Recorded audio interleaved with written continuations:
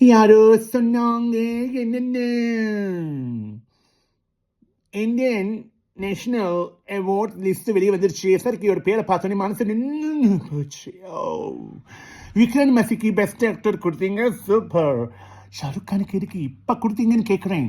இதுக்கு முன்னாடி எவ்வளோ படம் வச்சுனா ஏன் இதுக்காக கொடுக்கல, எதுக்கு ஜவானுக்கு மட்டும் கொடுத்தீங்க, என்னது கொடுத்தீங்க எனக்கு தெரியலைங்க. Bhagwant kesari best Telugu movie.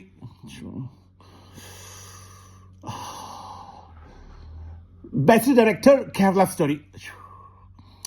என்ன ஆச்சு உங்க எல்லாத்துக்குமே? எனக்கு புரியல, பதில் சொல்லுங்க. ஜீவ பிரகாஷ் போன வருஷம் கொடுத்தீங்க, சூரியரை போடுறது சூப்பர்.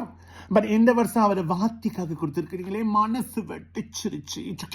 துண்டு துண்டு துண்டு துண்டு துண்டு அடுத்த எல்லாம் சேர்த்து வச்சுக்கிட்டேங்க.